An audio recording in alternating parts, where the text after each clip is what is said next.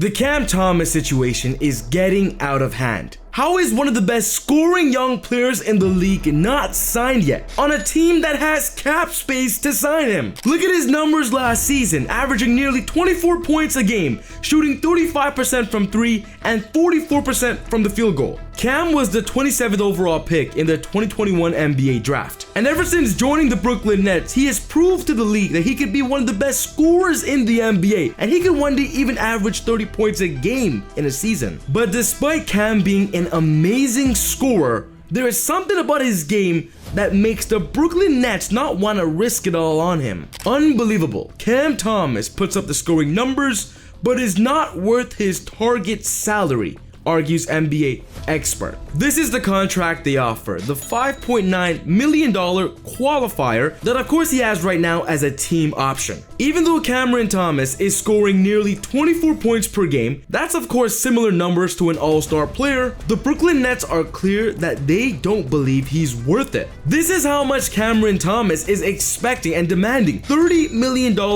per season. He wants a 4-year, 120. There were literally only 25 players in the NBA that averaged more than 24 points a game. So Thomas has proven he's an elite scorer, and even him personally has insisted that he's one of the very best players in the league. The consensus on Cam Thomas, if there is one, and he's got some fans, and he's got some mega detractors, but the consensus is kind of like empty calories ball hog. So the positive thing is, yes, Cam can score, but the negative thing is he's being labeled as a ball hog.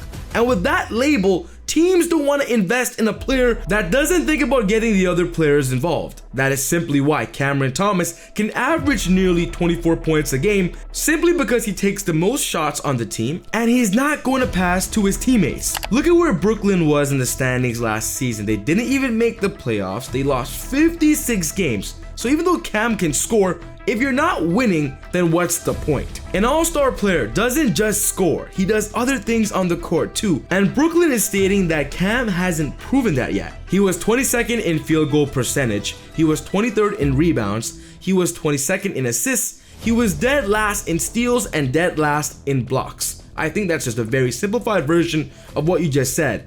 But it's like, what else are you providing? Even though Cam can score to all-stars like Donovan Mitchell, LeBron James, Victor Wembanyama, the Nets believe that he does not have the multi-dimensional skill set or intangibles that made all of those players runaway all-stars last season. He is a disgusting scorer. He is an unbelievable scorer of the basketball, but he can't just be a scorer and that's it. It doesn't work in the NBA anymore.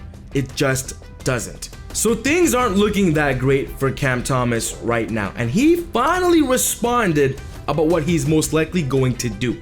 Big shout out to SeatGeek for sponsoring the channel. Easy Buckets family, if you want to go to a basketball game this season, or maybe a football game, or a concert, or a festival, you have to find your cheap tickets on SeatGeek because they have many tickets you can find that are affordable. And then on checkout, be sure to use my discount promo code Easy Buckets with an S at the end to get an extra $20 off your first purchase. Your cheap tickets that you found on SeatGeek or on the app or on the website just became cheaper with my Easy Buckets discount code. This is the big Cameron Thomas report. Cam Thomas most likely to accept qualifying offer in restricted free agency class. I just told you that Cam wants $30 million per year. But what Brooklyn just did was a little bit interesting. So they originally offered Cam the $5.9 million qualifying offer, but then they changed their mind. They said, wait, we don't want to just lose Cam next summer in open free agency. So then they just offered him this new deal, a 2-year, $28 million deal. So he stays with the Brooklyn Nets for 2 more seasons. So the Nets do want to bring Cameron Thomas back, but they're not willing to do it on his terms. And I actually believe it might not end well with Cameron Thomas's future in Brooklyn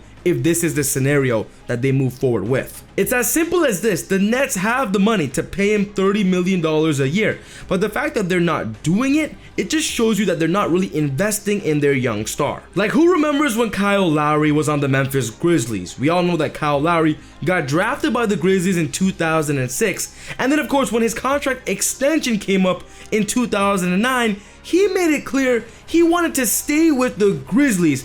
And then of course they didn't offer him the contract he wanted, so then of course he ultimately ended up getting traded to the Rockets. And then of course ultimately we know Kyle Lowry's career ended up on the Raptors and winning a championship in 2019. This is a very similar situation for Cameron Thomas, a young guard who wants to stay with the team that drafted him, but of course because they're not treating him well, I don't see Cameron Thomas there long term, and we could be seeing him leave by next season. But I will say this, Cam has a very good attitude about all of this, because even though he's not getting what he wants, he's still hopeful and wants to remain loyal to the team that committed to him in the first place. I definitely want to be back in Brooklyn. It's definitely home for me. Being drafted there, you definitely build bonds with a lot of people there, so I definitely love it there.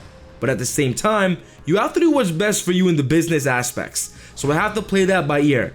But I definitely want to be back for sure. I definitely love Brooklyn. So what seems to be happening is this. Cam Thomas is increasingly interested in signing a $6 million qualifying offer from the Brooklyn Nets. So Cam doesn't want to sign the 2-year deal they offered him. It seems he's gonna bet on himself for the 25-26 season, prove to the Nets that he deserves a max contract, and then renegotiate next summer or go to a new team next year. So we're gonna have to see what Cameron Thomas does, because with training camp coming up soon and he has not been signed yet, we're gonna see how Cam wants to set up his future. But Quinton Grimes still remains a restricted free agent of the 76ers, and we're still waiting for him. What is Philly going to do? This is what Quinton wants from the Philadelphia 76ers, a 4-year, $80 million deal. But of course, Philly has not budged. They don't want to pay him that much, and there's no other NBA team that wants to pay him that much too. So according to Brett Sagel of Clutch Sports, he's suggesting the 76ers should offer Quinton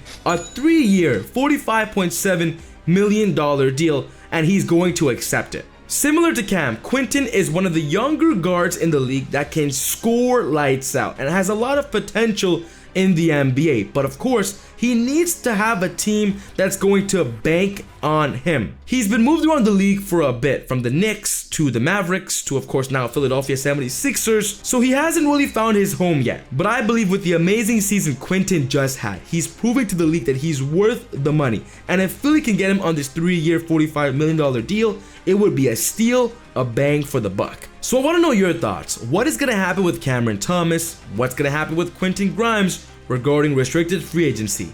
Let's get a chat going in the comments below. But the Kevin Durant situation also got worse too, and it's getting out of control because apparently the Rockets don't want to pay Kevin Durant a lot of money. And we just made a video talking all about this scenario and why. Check it out. But other than that, take it easy, God bless. See y'all next time on Easy Buckets. Peace.